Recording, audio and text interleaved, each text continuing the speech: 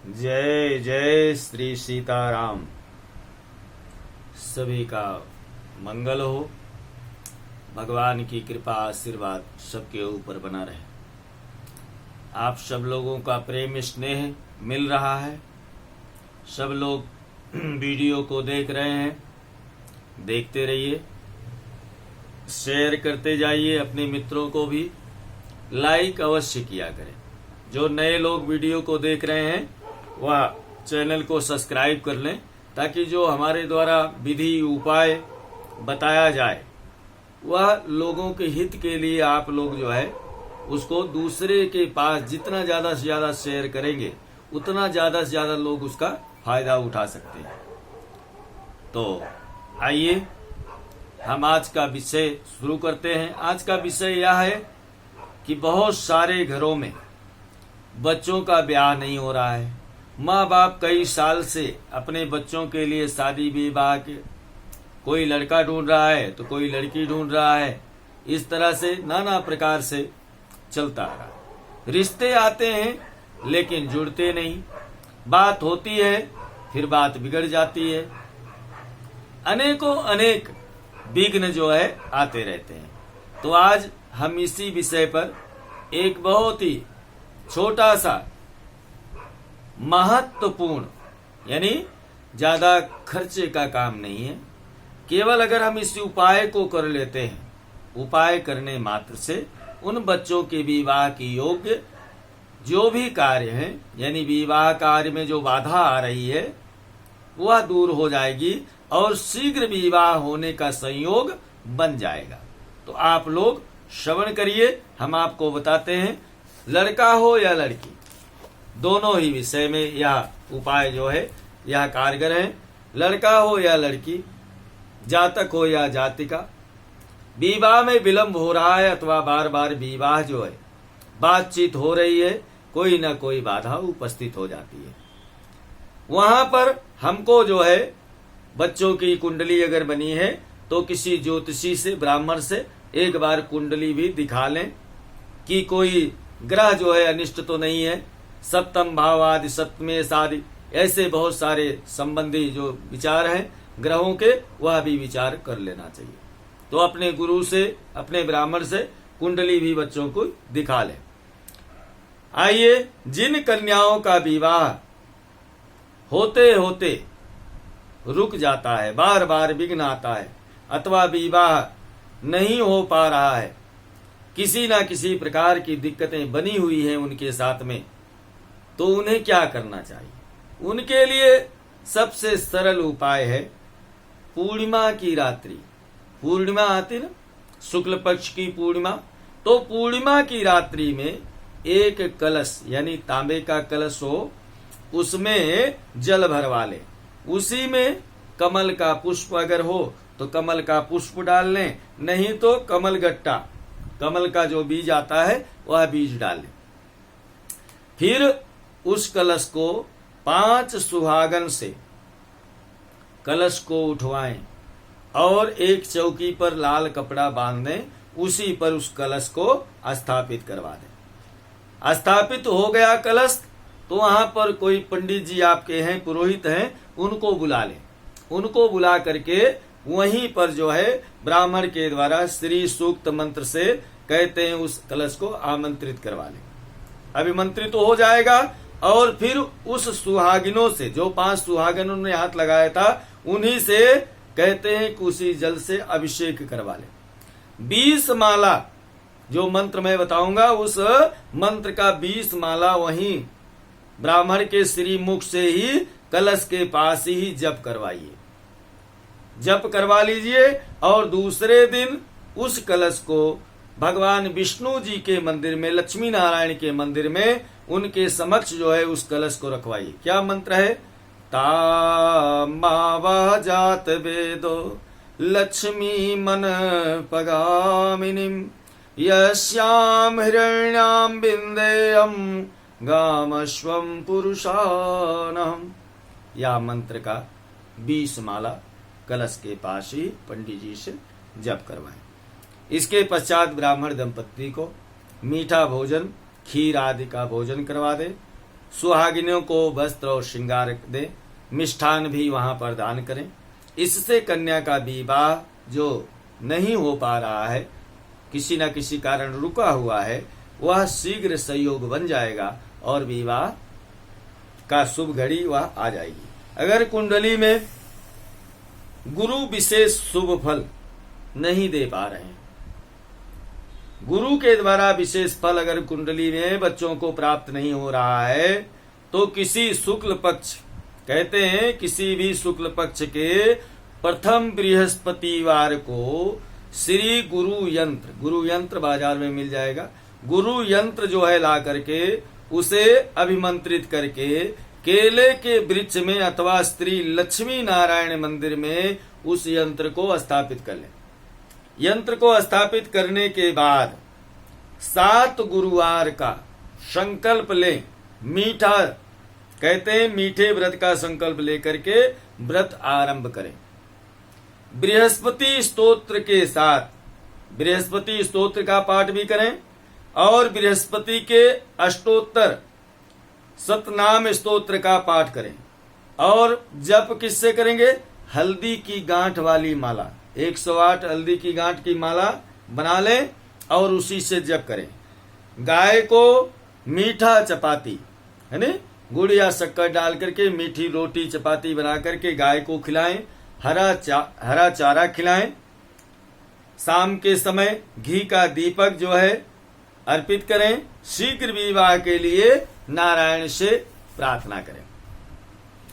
जिन लड़कों के विवाह में बार बार विघ्न आ रहे हैं, विलंब हो रहा है, मनो अनुकूल कार्य नहीं हो रहे हैं, कन्या स्त्री से विवाह हेतु मंत्र की सिद्धि यानी मंत्र का जो साधना है, जप है, वह उनको भी करना चाहिए। प्रातः काल स्नान करके शुद्ध हो करके श्री दुर्गा जी के चित्रपट यानी फोटो हो, तस्वीर हो दुर्गा जी की, मूर्ति पर लाल पुष्प जो है वह समर्पित करें। घी का दीपक जलाएं। षोडशोपचार माता जी का पूजन करें। निम्न मंत्र से कम 3 माला या 5 माला का जप प्रतिदिन करना चाहिए। यदि मंत्र स्वयं जप ना करें या अपने पास समय नहीं है, नहीं कर पा रहे हैं, तो आप किसी विद्वान ब्राह्मण को बुला करके 1.25 लाख जप जो है करवा लीजिए। प्रतिदिन कार्य सिद्धि तक यानी जब तक काम पूरा न हो जाए 1 माला प्रतिदिन जप निरंतर चलता रहना चाहिए। पत्नी मनोरमाम देहि मनोवृत्तानुसारिणीम तारिणीम दुर्ग संसार सागरस्य कुलोद्भवा। इस मंत्र का ब्राह्मण से जप करवाएं। किसी भी शुक्ल पक्ष के प्रथम बृहस्पतिवार को गुरु व शुक्र अस्त न हो, 7 केला, 700 ग्राम गुड़, 1 नारियल लेकर किसी तीर्थ स्थान पर यानी गंगा जी के नदी के तट पर जाएं। कन्या को वस्त्र सहित गंगा जी में स्नान करवाएं। उसके स्नान के बाद में जटा वाला जो नारियल है उसके ऊपर से उतारा कर लें और नदी में प्रवाहित कर दें। इस बात का विशेष ध्यान रखें कि जो नारियल आप प्रवाहित कर रहे हैं वह कन्या से दूर जाने वाली धारा में डालें ताकि वह लौट करके कहीं वापस ना आए और नजदीक में ना रुका रहे। इसके बाद भीगे वस्त्रों में ही थोड़ा सा गुड़ और 1 केला चंद्रदेव के नाम पर और इतना ही सूर्य नारायण के नाम पर वहीं पर अर्पित करके उनको प्रणाम कर ले। थोड़े से गुड़ का प्रसाद कन्या स्वयं खा ले और उसके बाद बचे हुए 5 केले और गुड़ गाय माता को खिला दे। कन्या का विवाह शीघ्र होने के संयोग जो है वह बन जाएंगे। विवाह योग्य लड़कों को विघ्नों के निवारण हेतु, जो लड़के हैं उनके विघ्न के निवारण के लिए लड़के भी शुक्रवार का व्रत करें। प्रत्येक शुक्रवार को श्री दुर्गा मंदिर में 1 नारियल मौली लपेटकर और सफेद पुष्प के हार सहित मिश्री, बतासा यह सब चढ़ाएं। श्री शुक्र गायत्री मंत्र का जप 108 बार करें। 108 बार गायत्री मंत्र का जप करें। किससे करेंगे? स्फटिक की माला हो, स्फटिक की मणियों की माला होनी चाहिए, इससे करना शुभ होगा।